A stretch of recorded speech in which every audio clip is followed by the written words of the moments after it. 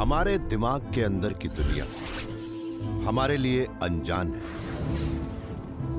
उसके अंदर समाई है हमारी हर जानकारी, हमारी हर फीलिंग और हर वो सोच जिनके बारे में हम जानते तक नहीं। अब साइंस हमारे दिमाग के अंदर की उन हदों तक पहुंचने की कोशिश कर रहा है। वो उसकी इनर लैंग्वेज को डिकोड कर रहा है ताकि हमारी असली मेंटल पावर को समझ सके और जान सके mysteries of the subconscious. Space, time और खुद जिंदगी, ब्रह्मांड के ये रहस्य हम जानेंगे through the worm hole.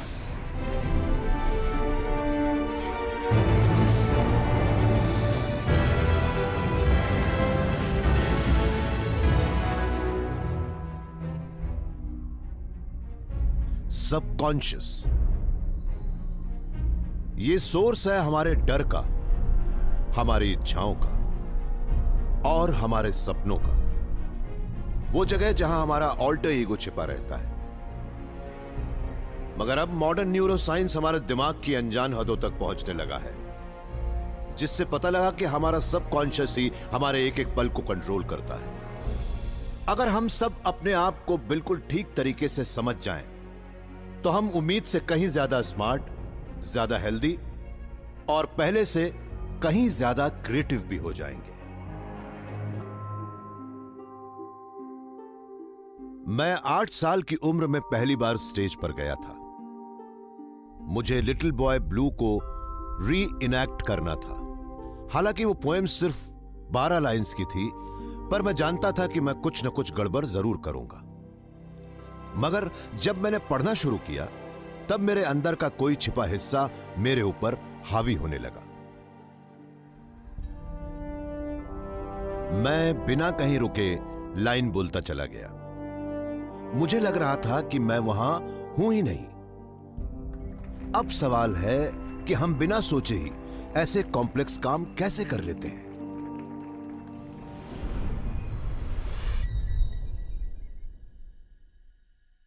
Marcus रेकल Saint Louis Missouri में Washington university school of medicine के न्यूरोसाइंटिस्ट हैं। वो हमारे दिमाग के कारनामे देखकर दंग हैं। हमारे दिमाग में कुछ ऐसी मेमोरीज होती हैं जिनके सहारे हम अपने हाथ पैर हिलाते हैं या ऐसे दूसरे काम करते हैं, और हम ये समझ भी नहीं पाते हैं कि हम ये काम कैसे कर लेते हैं। हम ये भी याद नहीं रखते कि ये काम कितने कॉम्प्लिकेटेड हैं। एक एमेच्योर म्यूजिशियन होने के नाते मार्कस हमारे दिमाग के अलग अलग फंक्शंस जैसे कि विजन, हियरिंग, मेमोरी और मसल कंट्रोल को एक म्यूजिकल बैंड के अलग अलग प्लेयर के तौर पर देखते हैं। वो मानते हैं कि ये दिमाग का ही जादू है जो ये कॉम्प्लेक्स सिस्टम्स एक परफेक्ट हार्मनी में परफॉर्म करते हैं।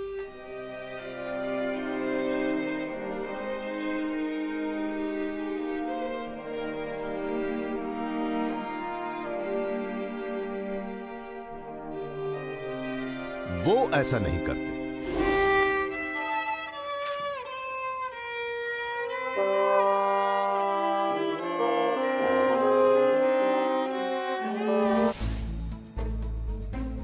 कई साल तक ब्रेन्स की इमेजिंग करने के बाद मार्कस ने एक ऐसे मेंटल नेटवर्क का पता लगाया है जो हमारी सेंसेस के साथ हमारे मूवमेंट्स को कोऑर्डिनेट करता है।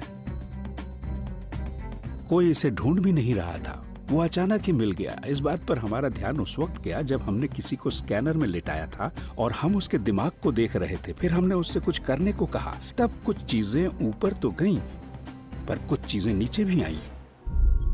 ऐसा लगता है कि जब भी हम कोई काम शुरू करते हैं, तब दिमाग के कुछ हिस्से बंद रहते हैं। ये हिस्से उस वक्त काफी एक्टिव हो जाते हैं जब हम शांति से बैठे रहते हैं। मार्कस ने दिमाग के इन लिंक्ड सेक्शंस को डिफॉल्ट मोड नेटवर्क कहा है, क्योंकि जब हम कुछ भी नहीं करते, उस वक्त दिमाग डिफॉल्ट से ये एक्टिविटी शुरू कर देता है। असल में दिमाग इस डिफॉल्ट मोड में भी उतना ही एक्टिव होता है जितना उस वक्त जब हम कॉन्शियसली कोई काम करते हैं। काफी सोच विचार के बाद मार्कस को इसकी वजह भी पता लग गई। डिफॉल्ट मोड से हम ये अंदाजा लगा सकते हैं कि आगे क्या होने वाला है। ये बड़ा ही क्रिटिकल है।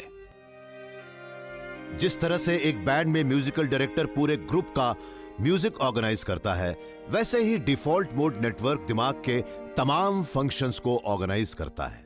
इससे दिमाग और शरीर एक लय में काम करता है। तो क्या हमारा सबकॉन्शियस हमेशा हमारे कॉन्शियस माइंड की बात मानता है, या वो भी उसे हुक्म देता है?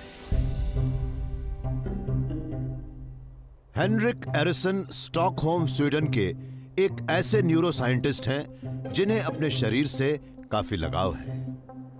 वो हमेशा शरीर के बारे में ही सोचते रहते हैं, क्योंकि वो जानना चाहते हैं कि हमारा दिमाग हमारे शरीर को कैसे कंट्रोल करता है। मैं आपके सामने स्किन, हड्डियों और जॉइंट्स की बनी एक मूर्ति की तरह खड़ा हूं, मगर मैं जिंदा हूं। मैं अपने पूरे शरीर में कॉन्शियस एक्सपीरियंस महसूस कर रहा हूं। मेरा शरीर मेरा ही एक हिस्सा लग रहा है। मैं ये पता लगाना चाहता हूं कि ऐसा कैसे हो सकता है। ऐसा कैसे हो सकता है कि हम अपने शरीर की वजह से अपने आसपास की दुनिया से अलग होते हैं। यह है एक डॉल हाउस। यह हाथ, पैर, कैमरे हेनरिक के उस साइंटिफिक एक्सपेरिमेंट का हिस्सा हैं जिसके जरिए वो पता लगाना चाहते हैं कि हम अपने सबकॉन्शियस माइंड के सेंस से कैसे जान लेते हैं कि हम कौन हैं या कहां हैं। देखिए, हम ये तो जानते हैं कि हमारे दिमाग में कई ऐसी प्रोसेसेस होती हैं जिन्हें हम नहीं जानते, क्योंकि वो सबकॉन्शियस लेवल पर होती हैं। हम पता लगाना चाहते हैं कि वो सिग्नल किस तरह से हमारे कॉन्शियस एक्सपीरियंस का हिस्सा बन जाते हैं।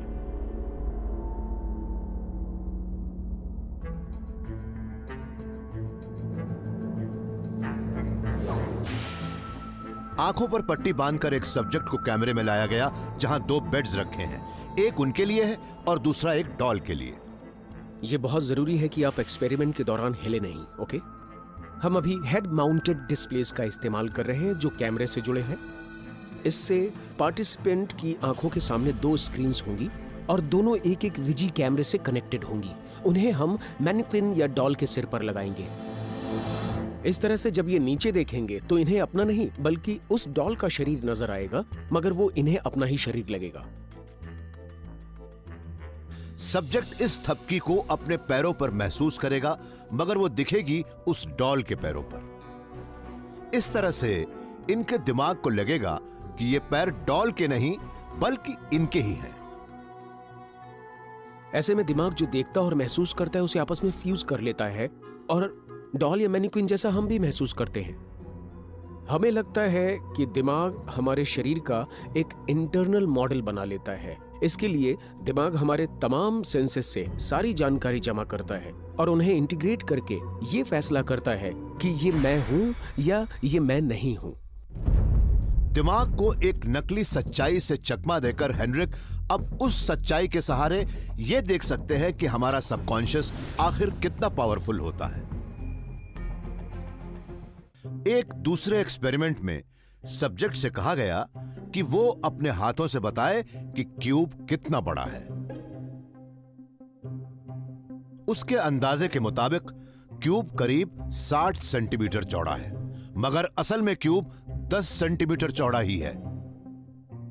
हम इस नतीजे पर पहुंचे कि जब कोई खुद को छोटा समझता है तब उसे डब्बे ज्यादा बड़े और ज्यादा दूर नजर आते हैं।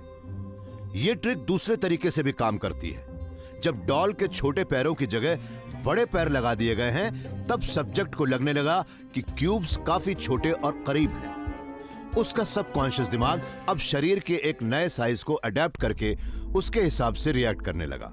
हेनरिक इन चौंका देने वाले विजुअल इल्यूजन की मदद से सबकॉन्शियस ब्रेन के उस हिस्से का पता लगाना चाहते हैं जो इस बात का ध्यान रखता है कि हमारा शरीर कहां है।